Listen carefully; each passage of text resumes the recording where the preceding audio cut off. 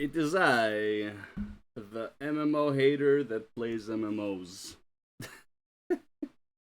Yesterday we took a shit on. Well, actually, no, 2 days ago I took a shit on RuneScape and WoW. So it was like 2 for 1. Today we're gonna take a bit of a shit on a bad aspect of Guild Wars 2. Caffeinated Dad Gaming made a video why new players quit Guild Wars 2. Now, I didn't see this video, but I can only assume he is talking about the early game, 1 to 80. And I will talk about this. I find this interesting, I like talking about this, and I do want Guild Wars 2 to succeed better. It is probably the only MMORPG that is actually an MMORPG and not an RPG with MMO features. Okay? So, let's see what Caffeinated Dad's Gaming is talking about. Guild Wars 2 is one of the If most... only I had sound. Oh my lord. Where is it? Where is it? What's in my settings here?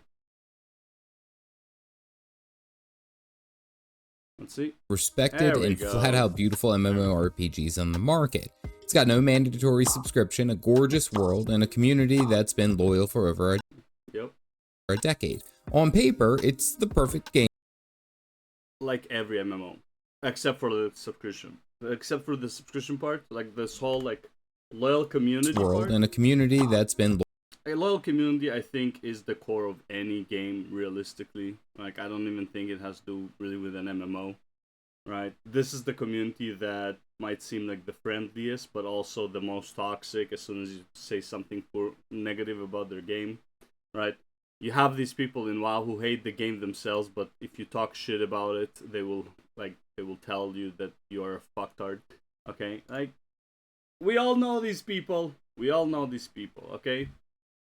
However, they are a core value of any MMO community, and if they weren't there, realistically, probably the MMO wouldn't be there. So, as much as I hate them, I also appreciate them. Loyal for over a decade. On paper, it's the perfect game to get your friends into, and yet it has a reputation for being a revolving door. For every veteran singing its praises, there's a new player who jumped in, got confused, and logged off for good just a few hours later. The problem isn't that Guild Wars 2 is a bad game, it's just... No, it is... Its leveling experience is different to any other MMO. It's just confusing, the skills are confusing, the UI is confusing, right? You're not even sure. Like, it's literally like, you start off and you're like, what am I supposed to do? What am I supposed to do? Right? You finish like the quest that has the green marker, and then you're confused. Okay, it doesn't introduce you to the most important keybind in the game, age. Right? It doesn't introduce you to the achievement tab that has the... It's not even the achievement tab. There's a tab when you click age. There's one of the tabs that I'm pretty sure it's an achievement tab, but I'm not. It's been a while, okay? It's like the hero tab. And basically there you have like certain goals to meet, which would reward you a lot of XP. And doing that is actually one of the better ways to level. They're not the most fun because they're objective oriented, but they are the best ways in terms of like just XP gained if you're just focusing on them. However, they also don't explain themselves well. Some of them are more complex than others. Some of them just like, oh, complete a few events in a zone, and it's like, okay, that's cool, right? It's not complicated. Some of them like, how the fuck do I do this? It's like, oh, gather 50 iron, and it's like, or copper, and it's like, where the fuck is copper? What do I use for copper? Where do I get this? You know, like, there's like some stuff like the game really doesn't explain.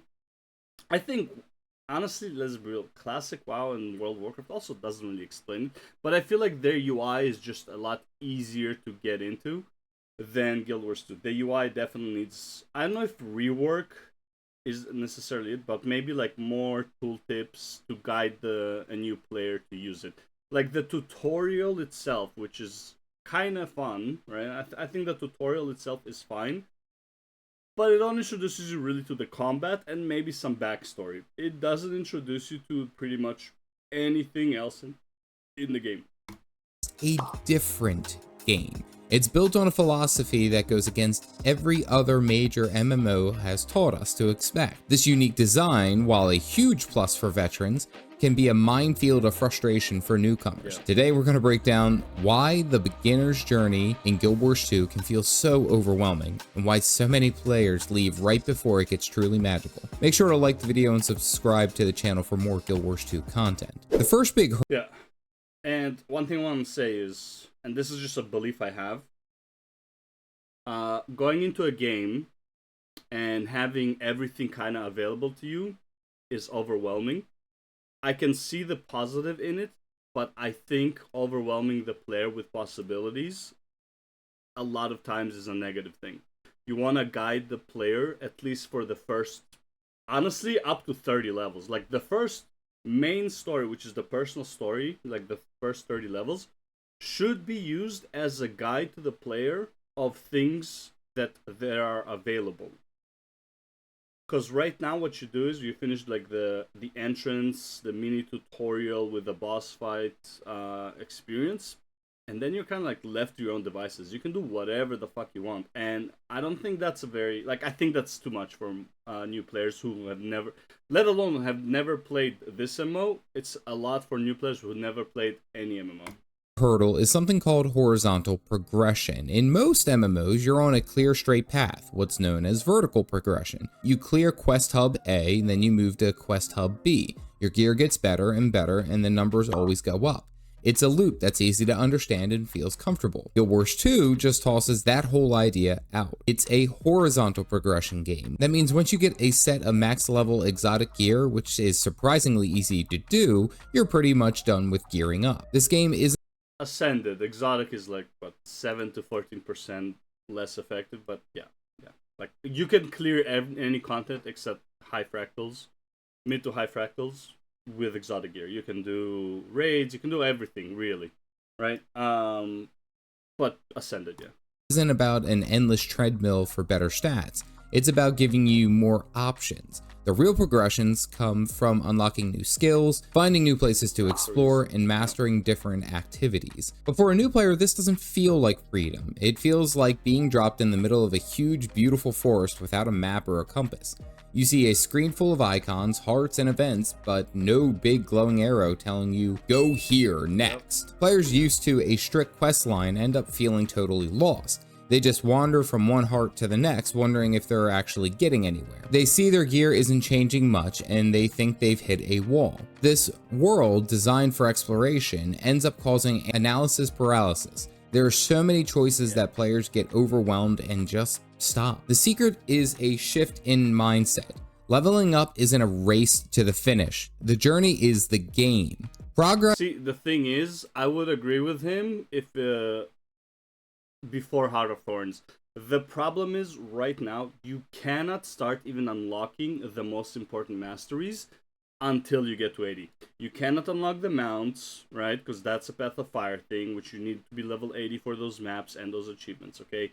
You cannot unlock your full class. You can't unlock an elite specialization. You can't fly. You can't do any of those. You can't start your housing. Like, to say that's like it's not a race to max level, I think is faulty. I think it is a race to max level. I think everything you do 1 to 80 is kind of irrelevant. You're kind of learning your class, but not really learning your class, right? You don't get the proper the proper items for what you're trying to build.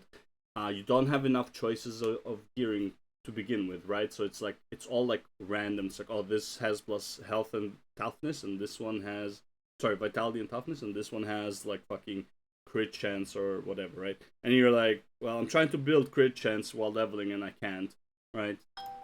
That's where crafting gets into it, but then it's like it's not really great to craft early on either. It's like crafting 1 to 400 is kind of overall useless. You just kind of like speed through it when you're 80, just buy the materials and just get to 400 like right away in like with like 30 gold, and you just get 1 to 400.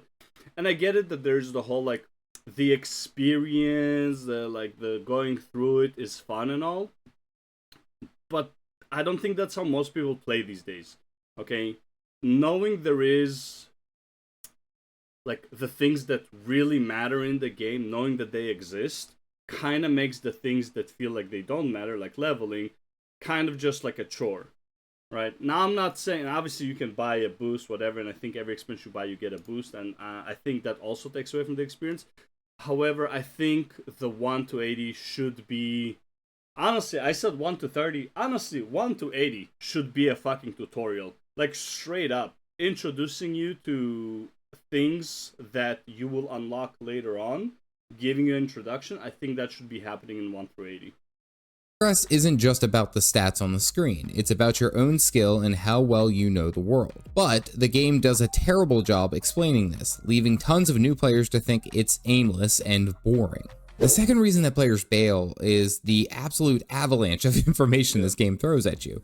In just the first few hours, you're hit with pop-ups and new systems with barely any real explanation. Crafting, the trading post, a dozen different currencies, PvP, World v World, dynamic events, meta events, achievements, and a personal story that stops and starts every 10 levels. It's a lot. For a veteran, all this depth is what makes the game so good. For a newcomer, it's a UI nightmare. A lot of players feel like they have to understand everything all at once, which is just utterly impossible. The free-to-play model makes it even worse. New players are constantly jogging past veterans on incredible mounts like the Griffin, the Sky Scale, or the giant turtles, and they feel slow and clunky by comparison. The game even And they can't even get it.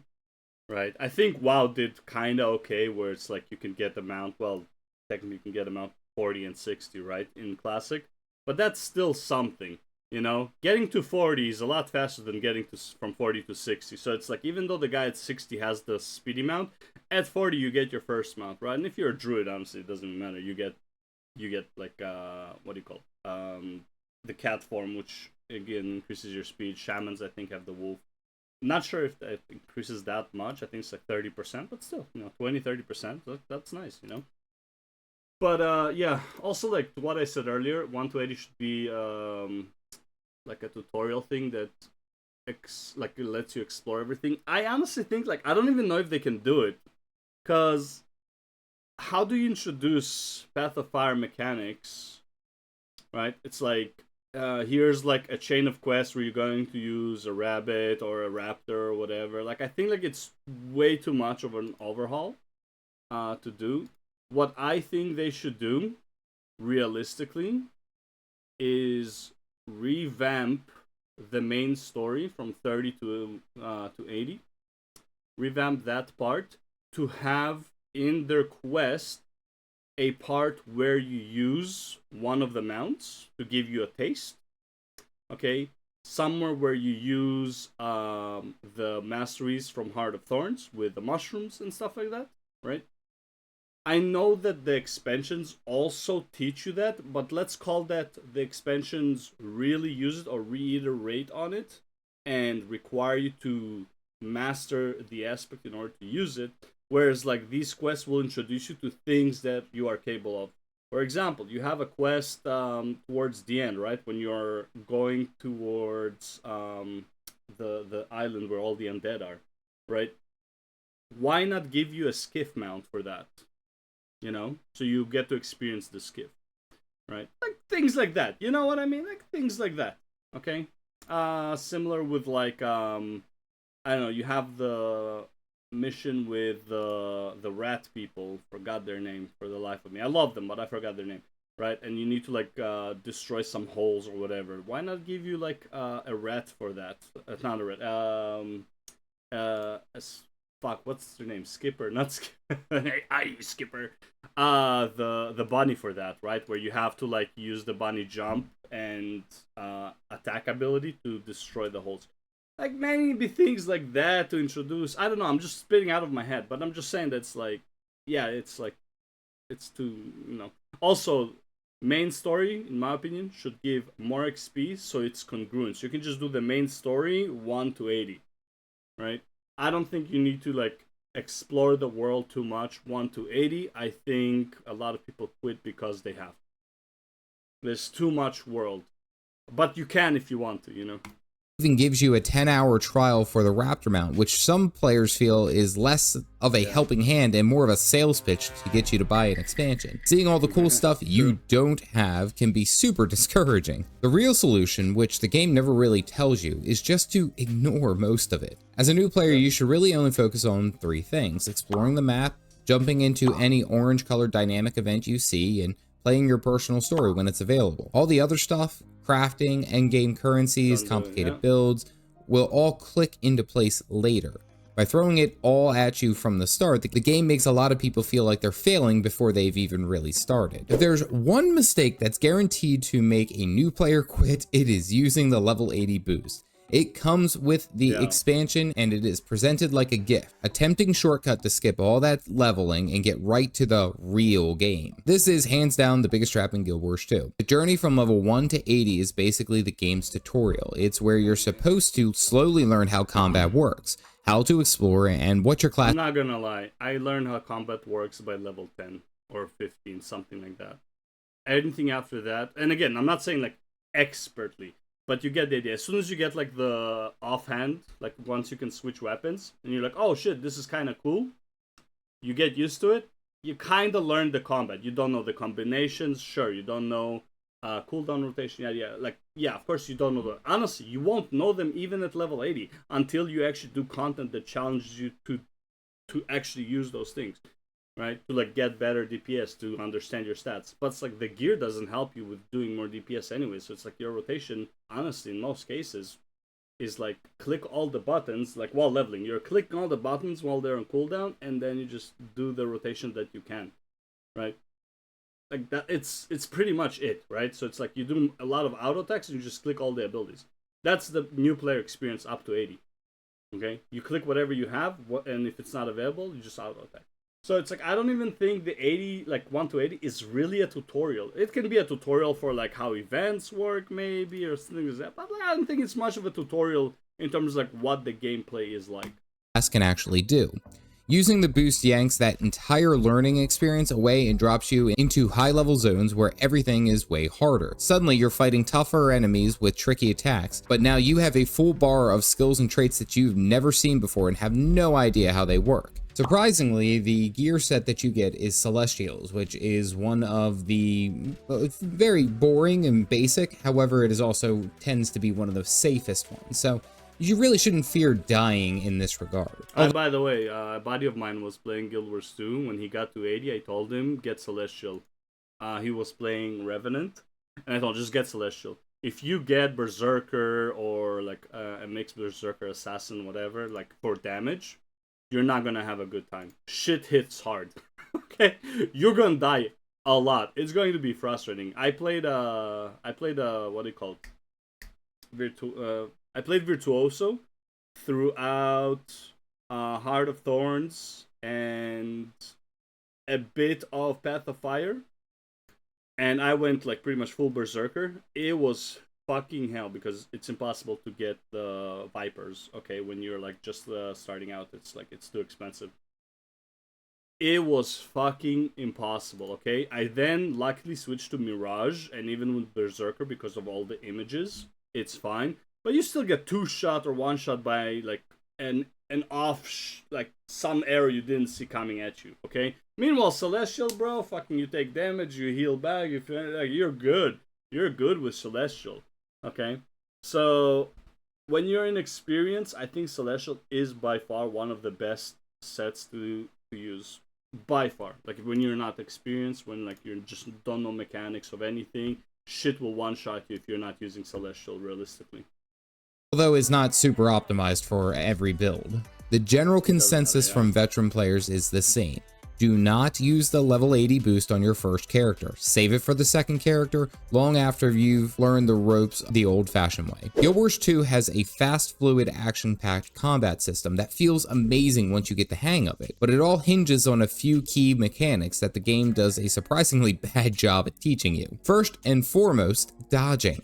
That dodge roll isn't just for moving around, it is your single most important survival tool. A lot of enemies have obvious animation that signal a big attack is incoming, and dodging it is how you avoid getting flattened. New players, especially from other MMOs, tend to just stand there and try to soak it, which leads to them dying constantly. Just as important is You can soak it if you use Celestial, by the way. Not all of them, granted, but like most of them, you can. Most of them, a lot of them, you can ignore. You don't. You barely need to dodge anything if you're using Celestial, and you have like an ability that can heal you. Not like his M4 that heals. I'm talking about like when doing this thing, you regain certain amount of health. If you have any of that and a spammable ability, you're not gonna die on the Celestial unless you really fuck up. is realizing that you're not out of the fight when your health hits 0. The downstate mechanic gives you a second chance to rally and get back up, but tons of new players just give up and respawn, completely missing a key part of how combat flows. If you strike a killing blow while you were in a down state, you will rally, or you could simply just heal up all the way to max and then be revived. Finally, you really need to use keybinds. Clicking your skills with a mouse is just way too slow for how active the combat is. To do Apparently, there are really good players who are clickers. I don't know how they do it, but so I, as much as I agree with him on this point, I actually don't agree with him on this point because it's like there are plenty of good players who are clickers, and like I don't know how. Like obviously, I'm pretty sure they don't PvP, but PvE you can be a clicker, you'll be fine. But like you have to be a pretty good clicker.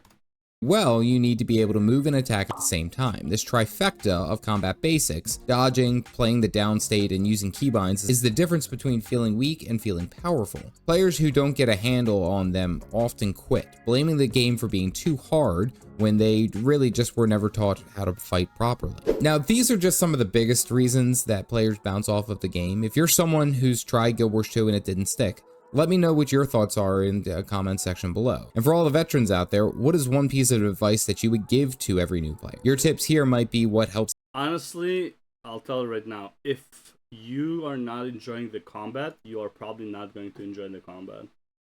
The combat in Guild Wars 2 is very specific to Guild Wars 2. It has a very different feel.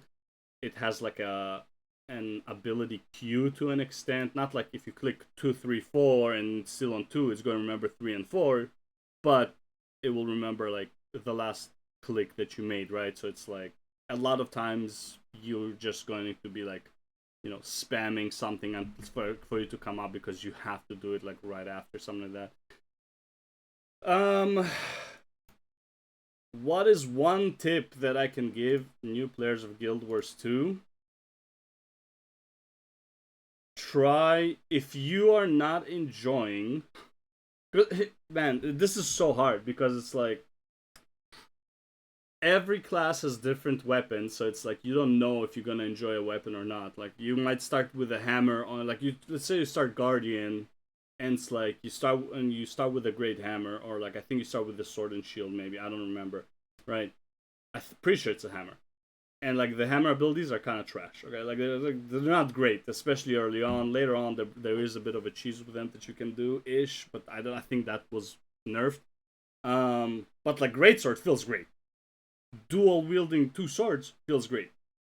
You're not gonna experience it early on, right? And it's like to tell somebody, oh well, spend like 20, 30 levels to check out all the weapons that your class is available.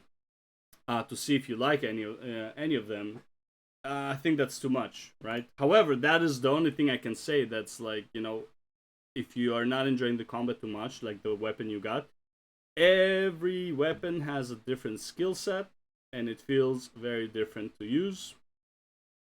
Sometimes, just you're gonna start with, I don't know, you're gonna start with a fucking necromancer who has a scepter and it's fucking boring, and it's like, oh well, once you get a great sword, it's like, oh shit, this is actually nice, I like the great sword. Okay. Same with the Mirage. I enjoyed the greatsword. I do not like pretty much anything else on a Mirage other than a greatsword. I don't even like the dagger, but it's just the best option for Virtuoso. But I love playing the greatsword. Greatsword Mirage feels great, right? On Mirage, on what's it called? On Chronomancer, I love greatsword. It is so much fun to use greatsword. On a Virtuosa, can't really use it. It's my off. Like you use the dagger, but like your offhand is the sword, but it's like you just use it for the rotation. So I'm not a fan, right? So yeah, if there's one thing I can give, probably try out as many weapons as you can and try to find the character that you enjoy the most early on. Because as much as this is a horizontal progression, most people main one, maybe two classes. Like they might enjoy. I enjoy a lot of them. I have pretty much every class. No, I actually have every class to 90, and I love my what do you call them? My warrior, specifically the samurai build, blade sworn, right? Blade sworn. Been a while. Sorry, it's been over a year since I played. I'm going back to it soon. I'm just going through Warframe now, and they have a Denocon coming up, so we'll see how that goes. Um, but like I love the Bladesworn, right?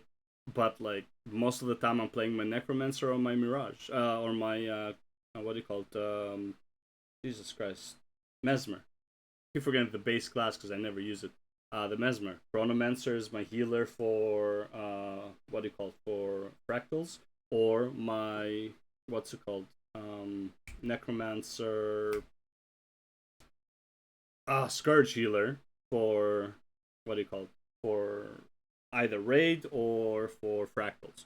Okay, then Reaper would be my DPS for fractals, and sometimes I want to go with Virtuoso for fractals. Usually I'd go for the Reaper, right? Then I also have my Firebrand, who I use very rarely as the healer, and sometimes I use my Herald as the healer, right? Just for variety's sake. But if I had to, if you ask me, it's like, what do you play? I would say either I play Necromancer if I start like just focusing on it more, but most of the time I'm playing Mesmer for like I don't know how 1,000 hours. I would say 800 are probably on my Mesmer. Someone else finally click with this amazing game. So why do so many new players quit Guild Wars 2? It's because the game isn't just asking you to learn new rules, it's asking you to unlearn old ones. It asks you to forget about the step-by-step quest log, the constant gear grind, and the passive standstill combat that defines so many other MMOs. In a lot of ways, it's a game that trusts you to figure things out, but forgets to give you proper orientation. The frustration new players feel is completely valid. Absolutely. The overwhelming systems, the lack of a clear path, and the temptation of using a level 80 boost are the real hurdles. But on the other side of the confusion is one of the most beautiful, rewarding, and fair MMO worlds ever made. It's a game where you are not just chasing a carrot on a stick, you're free to make your own adventure and play exactly how you want. You find your own carrots and you put them on the stick in front of you. That is really what I like about Guild Wars 2. It's like, you know how like in World of Warcraft, you like when you're kind of bored, you start doing like old raids for like cosmetics and stuff, and it's like you put that carrot on your own, like for yourself, right? You're like, I really want this appearance set. Like you go through like the transmog, and you're like, okay, I want to make this appearance set.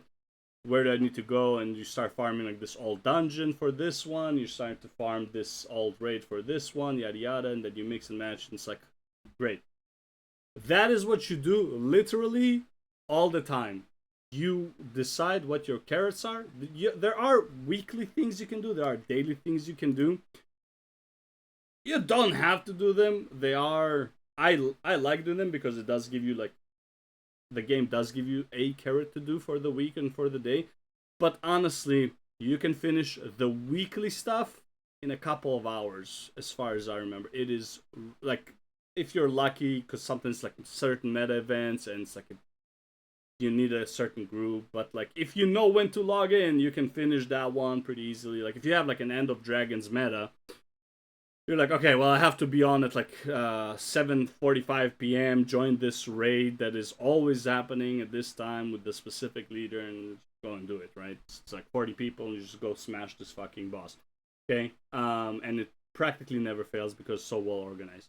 So stuff like that can take longer, but most of the time it's either like small metas where like pretty much every hour is going to be an active meta train that is doing it. Not train necessarily, but just like, especially if it's the weekly, that event is going to be very active with players, so it's going to be very easy to like finish.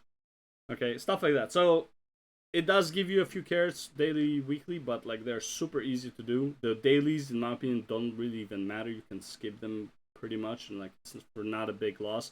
And you will achieve all of the season's rewards just by doing the weekly. The weekly is by far the greatest.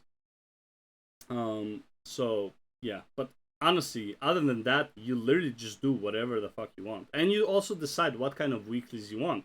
Because you have PvE weeklies, you have PvP weeklies that you can do, and you have World v World weeklies. And I know I said PvP, but PvP and World v World are different. World v World is you use your character's build, like the one you use in PvE, used in PvP.